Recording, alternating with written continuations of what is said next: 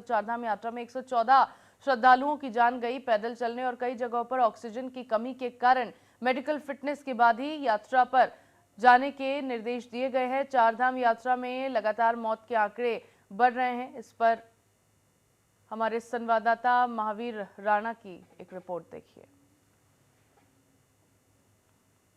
Oxygen की problem ऊपर आती है और सबसे ज़्यादा चढ़ाई ऊपर जो है भैरव बाबा के ऊपर जो है खड़ी चढ़ाई है और वहाँ पर ऑक्सीजन तो थोड़ा कम है, लेकिन ऑक्सीजन के साथ साथ कुछ मातेश्वरी की कृपा रही हम लोगों के ऊपर कि हम गए, दर्शन किए और स्नान किए और वापस आए। अब ये जो घोड़े वाले हैं, पालकी वाले हैं, ये लोग परेशानी ये है कि अब किसी हमारे पास पैसा नहीं है, मान लीजिए भाई हमको आता है इसलिए हम लोग पैदल यात्रा किए, भाई 1500 रुपये ले लीजिए, तो वहाँ नहीं, वहाँ तो मतलब 8000 रुपये पालकी वालों का फिक्स है, 2500 3000 रुपया घोड़े वालों का फिक्स है। ऐसा पैसा ले रहे हैं, मनमानी चल रहा है। भाई अब क्या करें, दर्शन करने आए हैं, चाहे जैसे पर। उत्तराखंड के जो ये चार धाम हैं ये विश्व प्रसिद्ध हैं और धार्मिक दृष्टि से या प्राकृतिक नैसर्गिक सुंदरता के लिए ये विश्व के अंदर जो है विख्यात हैं। हर किसी आदमी की इच्छा होती है कि वो अपने जीवन में कम से कम एक बार इन चार धामों की यात्रा करे। विगत के कई वर्षों से जो है सरकार के प्रयास के माध्यम से भी और स्थानीय बेरोजगारों के एक प्रकार के प्रयास से यात्रा में जो है बेइंतहा सा वृद्धि हुई है। लेकिन जहाँ यात्री बेइंतहा बड़े हैं, वहीं कहीं पर सरकार की कमी के कारण भी, स्थानीय जो यहाँ पर सुविधाएं उनके कारण और कुछ जो यात्री आते हैं उनके कारण ये मिला जुला जो असर है उसके द्वारा जो आए दिन यहाँ पर घटनाएं हो रही हैं, ये मिला जुला कारण है।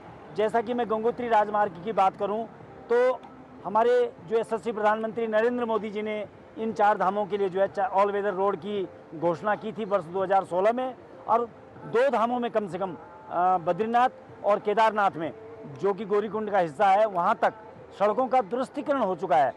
केदारनाथ में हेली सुविधा है, आसानी से जो है पर्यटक केदारनाथ पहुँच जाता है, या मार्ग इतना अच्छा बना रखा है कि वो पहुँच जाता है। लेकिन जब हम यमुनोत्री और गंगोत्री की बात करते हैं तो कम से कम 100 किलोमीटर के दायरे में, यमुनोत्री में बड़कोट से आगे और गंगोत्री में उत्तरकाशी से आगे, इसकी हालत अभी भी जस की तस है।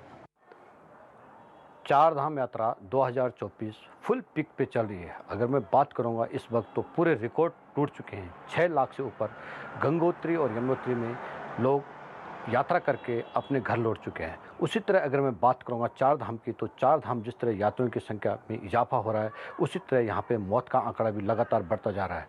अगर मैं 10 मई से लेकर और आज 12 जून तक की बात करूंगा तो अभी तक चार धाम यात्रा में 114 लोगों ने अपनी जान गंवाई है। आज ही के दिन अगर मैं बात करूंगा तो आज ही चार धाम में मैक्सिमम 5 लोगों ने अपनी जान गंवाई।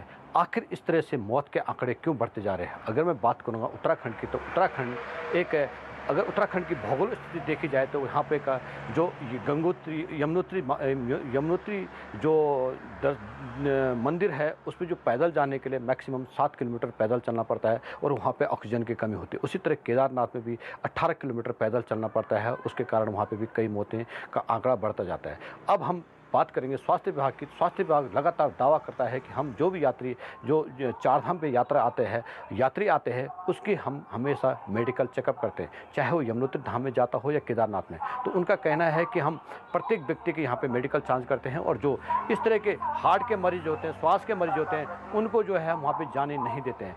फिर भी आखिर वहाँ पर लोगों की इस तरह की घटना मौतें क्यों होती है, ये भी बहुत बड़ा सवाल बनता है। उसी तरह हम बात करेंगे जिस तरह घोड़े खच्चर वाले जो मार्ग में चलते हैं वो भी कई जगह जो है जो यात्री होते हैं उनसे टक्कर मार लेते हैं, वो गिर जाते हैं। कई जगह पहाड़ों से पत्थर गिरते हैं, उनसे भी कारण जो है चोट लगती है। तो ये कई कारण है जिस तरह से ये चार धाम यात्रा में इस तरह की मौत के आंकड़े बढ़ते जा रहे हैं।